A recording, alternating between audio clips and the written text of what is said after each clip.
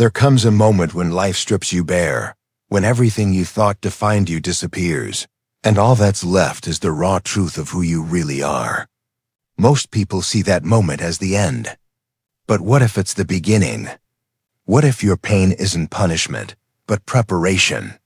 The Stoics believed that the fire doesn't destroy the iron, it forges it. Every heartbreak, every loss, every failure is a lesson disguised as suffering. This isn't about pretending everything's fine. It's about realizing that even the hardest days are shaping you into someone unshakable. Because peace isn't found when the storms stop. It's found when you stop fearing them. Stay until the end of this video, and I'll show you how your struggle, your silence, and your sensitivity can become your greatest power. And when you do, you'll never look at pain the same way again. I used to believe that the people who broke were the ones who couldn't handle life. That strength meant staying untouched, calm, in control, no matter what happened. But I was wrong. Strength doesn't come from staying unbroken. It comes from being broken open, from standing in the middle of the wreckage of who you thought you were, and still choosing to breathe. I learned that the hard way, not through books, not through philosophy, but through the kind of night that changes you forever. It started with silence. The kind of silence that feels too loud. The kind that follows after a door closes for the last time. My phone was face down on the table, notifications lighting up like tiny reminders of a world that had moved on without me. Everything I thought I could depend on, relationships, plans, identity, dissolved in a single day. There's a moment when life rips through you so completely that even your reflection feels like a stranger. I remember standing in front of the mirror, my hands trembling, thinking, asterisk, so this is what breaking feels like. Asterisk. But as I stood there, something unexpected happened. Beneath the chaos, beneath the panic, there was something quieter, something ancient. It wasn't comfort, and it wasn't hope. It was recognition. The sense that I had been here before, not in this exact moment, but in this exact asterisk state asterisk. The threshold between who I was and who I was meant to become. That realization hit me harder than the pain itself. Because I finally understood, the moments that feel like endings are often beginnings in disguise. Marcus Aurelius wrote, "The blazing fire makes flame and brightness out of everything thrown into it." I used to think that meant being tough, stoic, cold. But now I see it differently. Fire doesn't stay untouched by what it consumes.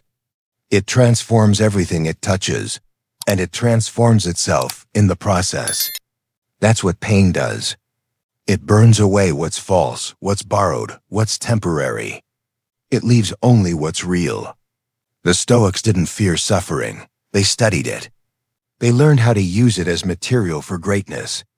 That night, sitting in the dark, I realized that I wasn't the only one trying to run from pain. We all do it. We distract, we numb, we bury. We scroll until our thumbs ache. We pretend we're fine while we silently crumble. We tell ourselves, this shouldn't be happening to me, as if life owes us comfort. But what if it's not punishment? What if it's preparation? What if every heartbreak, every failure, every silent night alone in your car isn't proof that life is against you, but proof that it's training you? The Stoics understood that life isn't supposed to be easy. It's supposed to be honest. Pain is the mirror that shows us who we really are when there's nothing left to perform. Most people think they're living, but they're just maintaining. It's only when something breaks that you start to truly see. I used to pray for things to go back to normal. Now I thank God they didn't. Normal kept me asleep. Pain woke me up. You see, strength doesn't arrive wrapped in glory. It sneaks in through despair. It grows in the places you'd rather skip.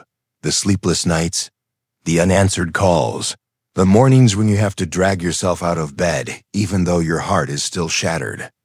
It's not glamorous, it's not poetic, but it's real. Because when you've lost everything familiar, you have no choice but to meet yourself, the unfiltered, An armored version that doesn't care about reputation or status or perfection. That's the moment you discover that beneath all the noise, there's something inside you that doesn't break. Pain strips you down until all that's left is truth. The truth that you can endure more than you thought. That your worth isn't measured by what stays, but by what remains when everything leaves.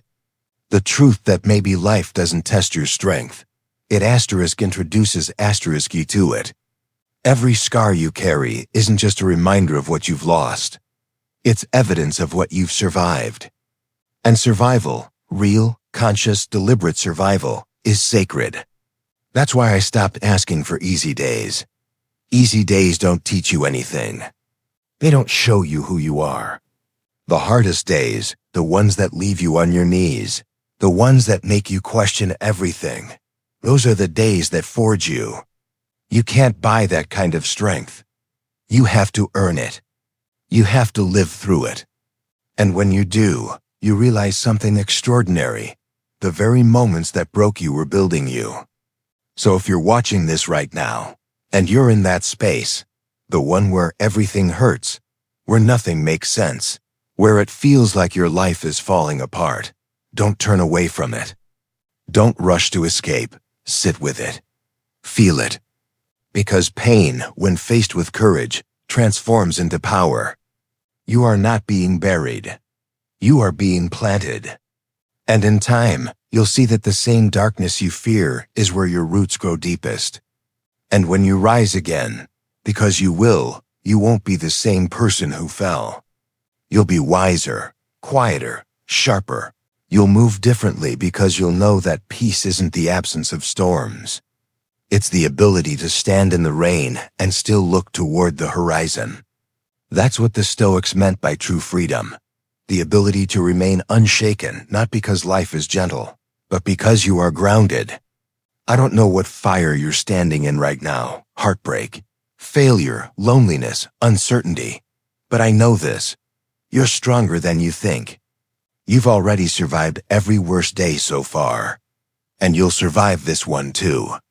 Because strength isn't something you find. It's something you remember. If this message speaks to something inside you, don't just scroll past it. Hit subscribe. Not for me, but for yourself, as a promise that you'll keep showing up, that you'll keep growing, that you'll turn every wound into wisdom. This channel exists for people like you, the ones who choose growth over comfort, who understand that true power begins where pretending ends. And before you go, I want to ask you something, a small question that could change how you see everything that's happening in your life right now. Which do you think reveals who you truly are? Of the moments when everything goes right. B. The moments when everything falls apart. Comment your answer below, A or B, and tell me why. Because your answer might just remind someone else that pain doesn't destroy you. It reveals you. After that night, something in me shifted. It wasn't dramatic, no sudden burst of clarity, no divine revelation. Just a quiet awareness that the version of myself who had been chasing control no longer existed.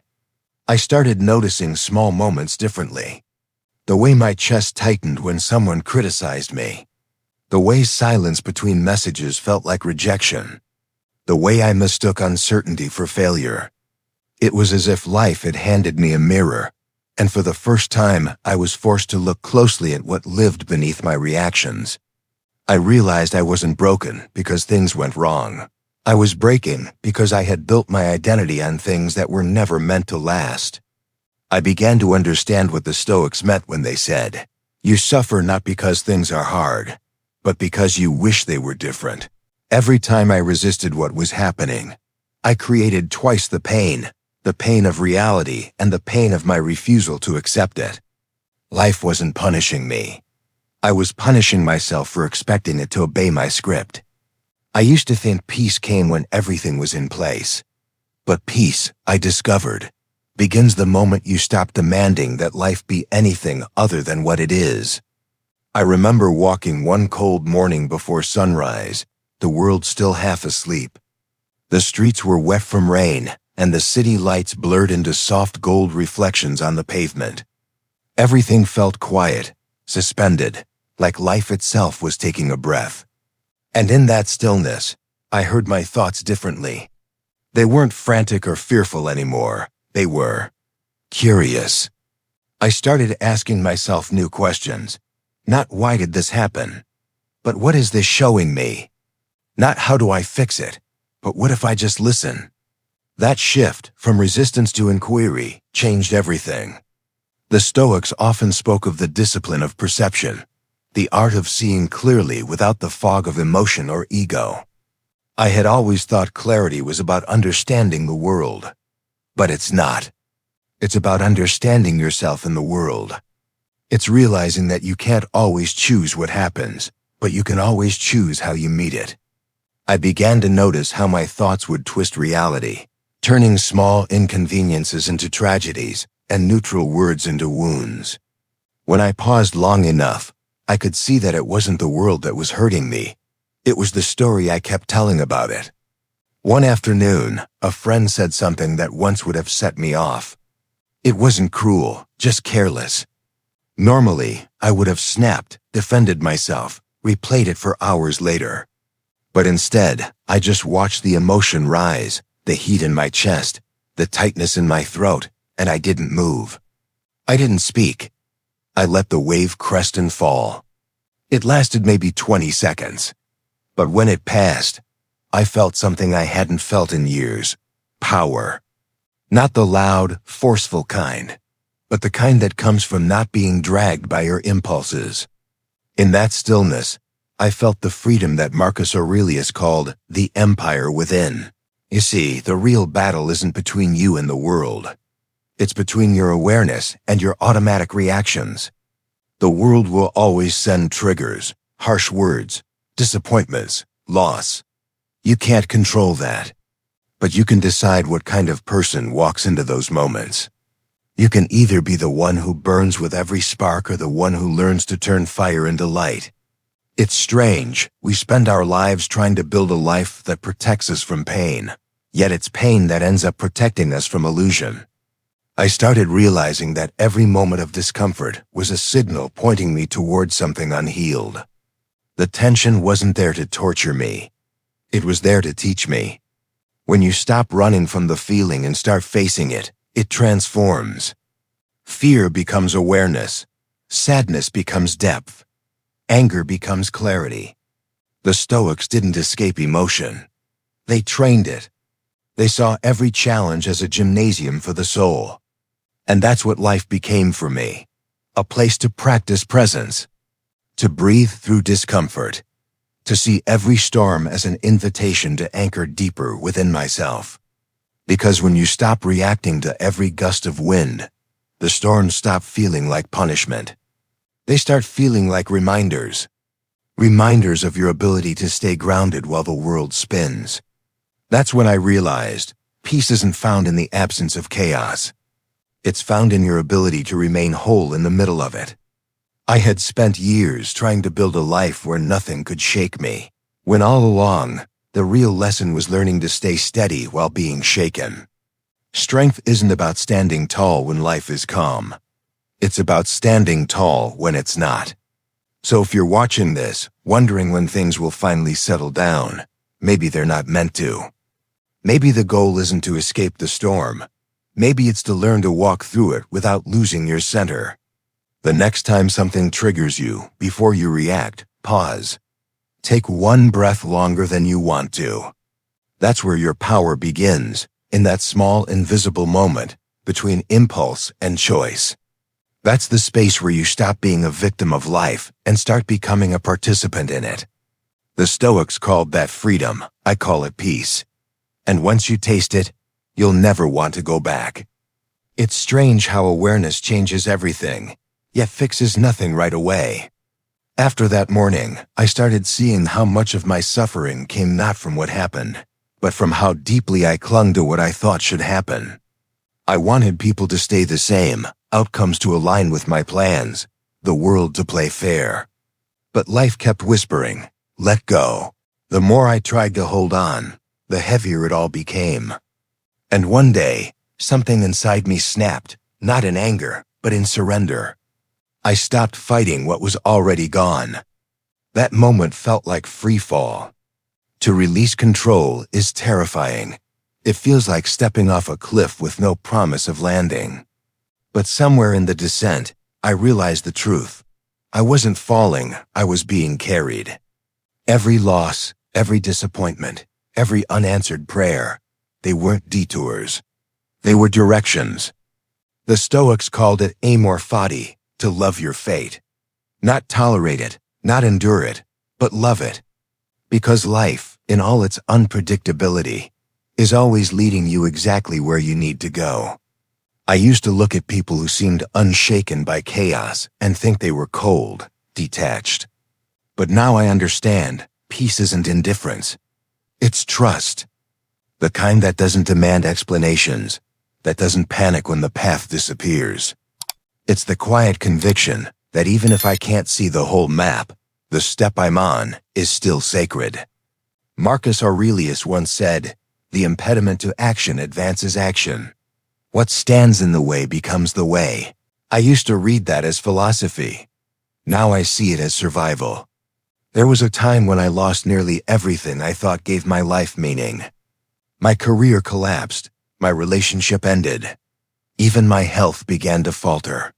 For months, I woke up with the same ache in my chest, that feeling of failure pressing down like weight I couldn't shake. But slowly, painfully, I began to see that my life wasn't ending. It was emptying. And in that emptiness, something began to grow: clarity. Without the noise of everything I was trying to hold together, I could finally hear the truth. None of those things were me. They were chapters, not my story. The world tells us that success means accumulation, more money, more status, more love, more control. But the Stoics knew the opposite. True success is subtraction. It's what remains when everything non-essential is stripped away. When you've been reduced to the core of who you are, your character, your courage, your awareness, and you realize that's enough. That's when life stops feeling like a performance and starts feeling like presence.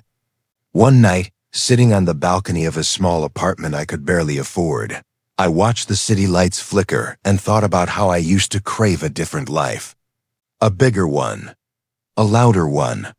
But the silence I had once feared now felt like home. It was no longer empty. It was alive, filled with stillness, with truth, with the quiet pulse of existence itself. I understood then that losing everything had been the greatest act of grace life could have given me. Because when life takes something from you, it's not cruelty. It's calibration. It's removing what no longer matches the frequency of who you're becoming. Every ending is not erasure. It's evolution. The ashes are not where you die, they're where you rise. And as I sat there under the hum of the streetlights, I whispered something I never thought I'd say. Thank you. Not because it was easy, but because I finally saw that every collapse had been a construction in disguise. I didn't need to rebuild the life I lost. I needed to live the one waiting beneath it. There's something no one tells you about peace. It's not quiet at first. It's not the cinematic calm after the storm. It's confusion, rawness, and the strange ache of stillness after a life spent running. When everything you used to chase suddenly stops mattering, you don't feel liberated. You feel lost. I remember that stage vividly. I had let go of everything that wasn't real, the old ambitions, the relationships built on illusion, the constant striving for validation. But once I released them, what was left? Just me, and for a while, that was terrifying. You spend so many years trying to become someone that you forget how to simply be.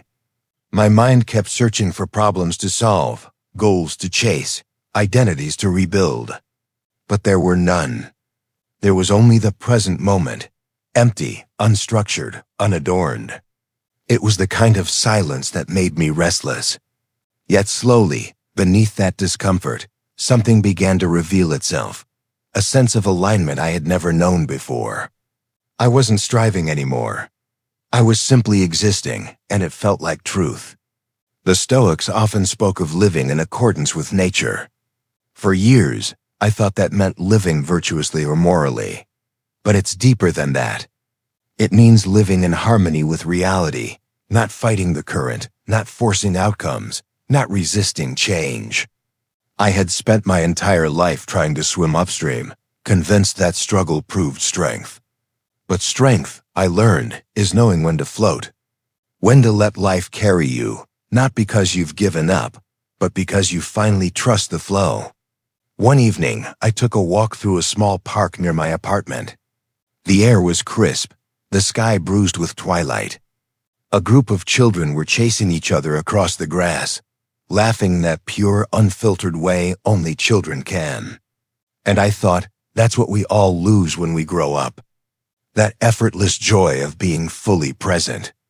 The Stoics called it apatheia, not apathy, but equanimity. The ability to remain unshaken by external chaos. Watching those kids, I realized they embodied it perfectly. They weren't worrying about tomorrow or replaying yesterday. They were alive now. I started practicing that in my own life. I stopped labeling experiences as good or bad. I stopped demanding meaning from every event. I just lived them, observed them, and let them pass. And something extraordinary happened. The same world that once felt heavy started to feel lighter. The same silence that once scared me began to comfort me. The same uncertainty that once made me anxious started to feel sacred. Because I finally understood. Life doesn't owe me understanding. It offers me experience. And that's enough. Peace, I discovered, isn't a destination. It's not found when the chaos ends. It's found when you stop letting chaos define you. It's not about fixing everything. It's about no longer needing to. It's waking up one morning and realizing that you don't have to chase anything to be whole. The world is still spinning. People are still rushing, but you are still. There's a kind of strength in that stillness that no victory can give you. The strength of someone who doesn't need to prove, perform, or persuade anymore. You begin to understand what the Stoics meant when they said, "Man conquers the world by conquering himself." Because when you master your own reactions, the world loses its power over you. That's the paradox of letting go. It looks like surrender from the outside, but it feels like freedom on the inside. It's not resignation. It's realization. The moment you stop fighting life, life stops fighting you. And in that quiet truce between your will and the world's rhythm, something extraordinary happens. You stop trying to survive, and you finally start to live. The deeper I walked into stillness, the more I began to see, not the world, but myself. Not the version I had been trying to maintain, but the one that had been quietly waiting beneath all the noise. It was humbling. Because for years, I thought strength meant pushing harder, enduring more, hiding pain beneath a calm exterior. But real strength, I learned, is softer. It's not about how much you can carry. It's about knowing when to put things down. When to stop fighting battles that aren't yours to fight. There was a morning, I remember it vividly, when I woke up and everything felt strangely weightless. Not because life had become easier, but because I had stopped demanding that it be easy. The things that used to trigger me no longer did. The people who once had power over me no longer did. I stopped measuring my worth by outcomes. I started valuing peace over progress, truth over comfort. And that shift, quiet, invisible, internal, changed everything. The Stoics believed that we don't control the events of life, only our response to them. I had heard that idea hundreds of times before, but I never understood it until I began living it. It's one thing to say, focus on what you can control, but it's another to live through loss, heartbreak, uncertainty, and choose to stay calm. To breathe. To observe instead of react. It's a practice that breaks you down and rebuilds you into something unshakable. When I stopped trying to control everything, I began to notice how life had been quietly supporting me all along. Every closed door redirected me toward something better suited for who I was becoming. Every heartbreak deepened my capacity for empathy. Every failure humbled me into becoming teachable again. Even pain had a strange intelligence, like a sculptor, carving away what was unnecessary so that what remained was true. And in those moments of surrender, I found gratitude. Not the easy kind that comes when things go well, but the kind that whispers through tears, "Even this is for me." That's the heart of Stoicism, not cold detachment, but fierce acceptance. Loving life not only when it smiles, but when it wounds. Because both are teachers. I began writing again during this time, not for an audience, but for myself. Each word became a mirror reflecting what I had been too afraid to see. I realized that wisdom doesn't come from reading ancient philosophy. It comes from living it, from testing those truths against your own pain. Marcus Aurelius, Epictetus, Seneca, they weren't saints. They were human beings navigating chaos just like us. Their strength came not from perfection, but from practice. Daily, imperfect practice. Now when I face something difficult, I no longer ask, "Why is this happening to me?" Instead, I ask, "What is this shaping in me?" That question changes everything. It turns pain into purpose, confusion into clarity, and endings into evolution. You begin to see that life is not a series of random events, but a training ground for your soul. Every challenge is an invitation to grow, to simplify, to align. If you're listening to this right now, maybe you're standing in the ruins of something you thought would last forever. Maybe you've lost someone, something, or even yourself, and it feels like the end. But I promise you, it's not the end.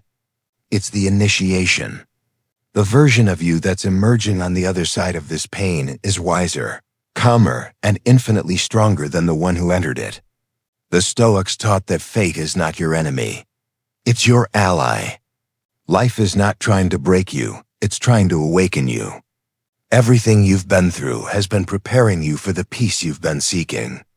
You just didn't recognize it because growth rarely looks like progress when it's happening. So here's what I want you to remember. You're not behind, you're not broken, and you're not lost. You are exactly where you're meant to be, in the middle of your becoming. The pain you carry is not proof of failure. It's evidence that your heart still beats for meaning. Let it hurt, let it soften you, let it remake you. And when you're ready, when the dust settles and the silence feels less like absence and more like peace, look back and whisper, "It was all worth it," because it is. It always is. If these words reached you, if something in your heart recognizes its own reflection here, subscribe to this channel and share this video with someone who needs it. Not because I said it, but because you've lived it. Together, let's keep walking this Stoic path, not toward perfection, but toward peace. Now I'll leave you with a simple question to carry in your mind today. When life challenges you, will you resist it or will you let it refine you? Comment below. A. Resist. B. Refine. Your answer will tell you which chapter of your becoming you're in.